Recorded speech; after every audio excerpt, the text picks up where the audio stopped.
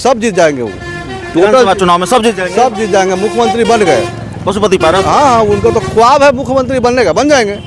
वो कुछ नहीं कर पाएंगे। वो तो अपने लोकसभा के इलेक्शन लड़ के गए, इसके बाद में पब्लिक से दर्शन देने नहीं आए। वो पशुपति नाथ पारस जी पब्लिक से मिलवे नहीं किए। कभी नहीं मिले। आइबो किए तो कचहरी में आया, कचहरी से गए। हाँ, कचहरी फील्ड में भी नहीं गए। वो तो क्या करेंगे। लेकिन इस बार कह रहे हैं कि बहुत तगड़ी तैयारी है, 243 सीट पर तैयारी है। वो कुछ तैयारी उनका धरा के धरा रह जाएगा। जी, तैयारी धरा का धरा रह जाएगा। क्या है भैया? सही बोल रहे हैं। हाँ, बहुत तगड़ा तैयारी कर रहे हैं इस बार पशुपति। तगड़ा तैयारी करने लेने से थोड़ी हो जाता है ना। हाँ, पब्लिक से मिलिएगा, पब्लिक से हर दुख तो समझिएगा, उसके बाद है ना कुछ होगा।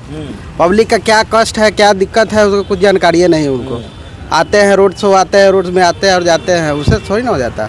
और पब्लिक के बीच रुकना होगा, बात करना होगा, समझना होगा, पब्लिक का कष्ट हर चीज़ समझना होगा, तब ना होगा कुछ। हर विधानसभा सीट पर तैयारी कर रहे हैं। करने से नहीं होगा कुछ। हाँ, हाँ, उनका जो काम है वो अपना कर रहे हैं। पब्लिक का जो काम है पब्लिक करेगी, लेकिन कोई नुकसान नहीं पहुंचा पाएंगे इंडिया को। वो आगे आने वाला समय देख लिया जाएगा। हाँ, हाँ, देखिए 243 सीटों पर पशुपति पारस तैयारी कर रहे हैं। क्या चाचा नहीं बोलिएगा? तो 243 सीटों पर पशुपति पारस की तैयारी है। कोई किसी को थोड़ी बदल सकता है जी, लेकिन राजनीतिक उत्तराधिकारी चिराग पासवान हैं। जी, वो इसलिए कि वो यंग भी हैं, पढ़े लिखे भी हैं।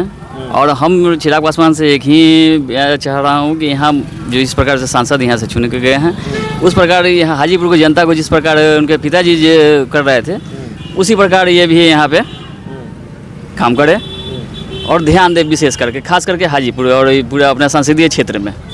बस। तो पशुपति पारस ने भी तो काम किया होगा। नहीं, अभी तक तो वो अभी इस बार पहले से पशुपति पारस जो थे, तो अभी तक तो वो ऐसा कुछ काम नहीं, किसी जनता से तो आज तक नहीं आके मिले हैं कभी। बस इतना ही कहना चाहूँगा। लेकिन एक सवाल आप लोगों से यह भी है, पशुपति पारस कह रहे हैं कि भारतीय जनता पार्टी के साथ सहमति नहीं बनी तो 243 सीटों पर विधानसभा।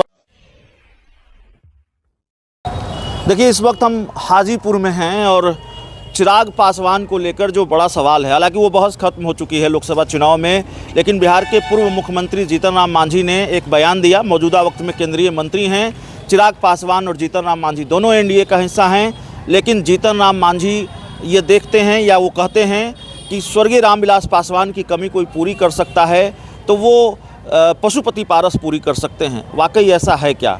तो हमने सोचा कि चलिए चिराग पासवान के संसदीय क्षेत्र हाजीपुर में ही लोगों से बात कर लें। रामविलास पासवान का असली राजनीतिक उत्तराधिकारी लोग किसे मानते हैं, चिराग पासवान को, पशुपति पारस को? जीतन राम मांझी का बयान है, वो कह रहे हैं पशुपति पारस ही कमी पूरी कर सकते हैं रामविलास पासवान की। आप लोगों को ऐसा लगता है क्या? जी नहीं, चिराग पासवान। चिराग पासवान जी जी, क्यों आपको लगता है चिराग पासवान ही कमी पूरी कर सकते हैं? चिराग पासवान यंग है और काम करते हैं, इसलिए हम लोग का विश्वास है। आप लोग का विश्वास है? तो जीतन राम मांझी क्यों कर रहे हैं कि रामविलास पासवान की कमी पशुपति पारस ही पूरी कर सकते हैं? अब उनका अपना मुद्दा है, अपना सोच है, सोच कोई किसी को थोड़ी बदल सकता है जी, लेकिन राजनीतिक उत्तराधिकारी चिराग पासवान हैं। जी, वो इसलिए कि वो यंग भी हैं, पढ़े लिखे भी हैं। और हम चिराग पासवान से एक ही चाह रहा हूँ कि यहाँ जो इस प्रकार से सांसद यहाँ से चुन के गए हैं, उस प्रकार यहाँ हाजीपुर की जनता को जिस प्रकार उनके पिताजी जो कर रहे थे, उसी प्रकार ये भी यहाँ पे काम करे और ध्यान दे, विशेष करके खास करके हाजीपुर और पूरा अपने संसदीय क्षेत्र में। बस। तो पशुपति पारस ने भी तो काम किया होगा। नहीं, अभी तक तो वो अभी पहले से पशुपति पारस जो थे, तो अभी तक तो वो ऐसा कुछ काम नहीं, किसी जनता से तो आज तक नहीं आके मिले हैं कभी। बस इतना ही कहना चाहूँगा। लेकिन एक सवाल आप लोगों से यह भी है, पशुपति पारस कह रहे हैं कि भारतीय जनता पार्टी के साथ सहमति नहीं बनी तो 243 सीटों पर विधानसभा चुनाव में लड़ जाएंगे। लगता नहीं कि मोदी जी को नुकसान कर देंगे पशुपति पारस? जी ऐसा कोई बात नहीं है, ऐसा उनसे कुछ होने जाने वाला भी नहीं है। नहीं होगा? नहीं। अरे केंद्र सरकार में मंत्री रहे हैं, दलितों के नेता हैं पशुपति पारस। मंत्री रहने के लिए बहुत मंत्री रहे हैं, आए हैं और गए हैं सब। तो इसका मतलब है कि अब वो सोचेंगे हम जो रिटर्न होगा वो कहेंगे हम प्रधानमंत्री हो जाएंगे, तो क्या प्रधानमंत्री थोड़ी हो जाएंगे? तो दलितों के नेता हैं पशुपति दलितों के, तो उनके जैसे तो चिराग पासवान भी तो दलितों के नेता है कि नहीं है? बड़ा नेता कौन है? पशुपति पारस की चिराग पासवान? चिराग पासवान है। चिराग पासवान है। 243 सीटों पर तैयारी कर रहे हैं। लगता नहीं कि मोदी जी को नुकसान पहुंचा देंगे, एनडीए को नुकसान ऐसा कुछ नहीं होने जा रहा है सर। हाँ, ऐसा कुछ नहीं होने जा रहा है, वो कुछ नहीं कर पाएंगे। वो तो अपने लोकसभा के इलेक्शन लड़ के गए, इसके बाद में पब्लिक से दर्शन देने नहीं आए। वो पशुपतिनाथ पारस जी पब्लिक से मिलवे नहीं किए। कभी नहीं मिले। आइबो किए तो कचहरी में आया, कचहरी से गए, हाँ, कचहरी फील्ड में भी नहीं गए। वो तो क्या करेंगे वो? लेकिन इस बार कह रहे हैं कि बहुत तगड़ी तैयारी है, 243 सीट पर तैयारी है। वो कुछ तैयारी उनका धरा के धरा रह जाएगा जी। तैयारी धरा का धरा रह जाएगा। क्या है भैया? सही बोल रहे हैं। हाँ, बहुत तगड़ा तैयारी कर रहे हैं इस बार पशुपति। तगड़ा तैयारी करने लेने से थोड़ी हो जाता है ना। हाँ, पब्लिक से मिलिएगा, पब्लिक से हर दुख तब समझिएगा, उसके बाद है ना कुछ होगा। पब्लिक का क्या कष्ट है, क्या दिक्कत है, उसको कुछ जानकारी नहीं है उनको। आते हैं रोड शो, आते हैं रोड में आते हैं और जाते हैं, उससे थोड़ी ना हो जाता। और पब्लिक के बीच रुकना होगा, बात करना होगा, समझना होगा, पब्लिक का कष्ट हर चीज़ समझना होगा, तब ना होगा कुछ। हर विधानसभा सीट पर तैयारी कर रहे हैं। करने से नहीं होगा कुछ। हाँ, हाँ, उनका जो काम है वो अपना कर रहे हैं। पब्लिक का जो काम है पब्लिक करेगी, लेकिन कोई नुकसान नहीं पहुंचा पाएंगे एनडीए को।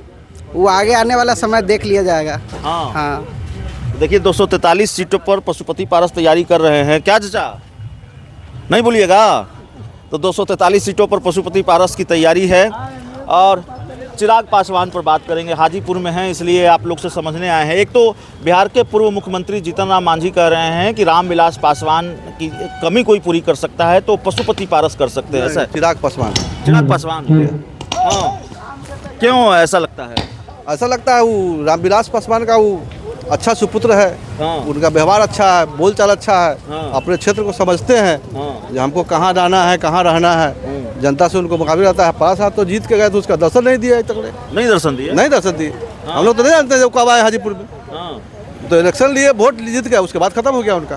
कह रहे हैं पशुपति पारस की 243 सीट पर तैयारी है इसमें। सब जीत जाएंगे वो। विधानसभा चुनाव में सब जीत जाएंगे। सब जीत जाएंगे, मुख्यमंत्री बन गए पशुपति पारस। हाँ, उनको तो ख्वाब है मुख्यमंत्री बनने का, बन जाएंगे। बन जाएंगे हाँ, पशुपति तो पारस। ख्वाब है। कह रहे हैं कि इस बार बहुत तगड़ी तैयारी। हाँ, ख्वाब है उनका जीत जाने का, मुख्यमंत्री बन ही जाएंगे उस बार।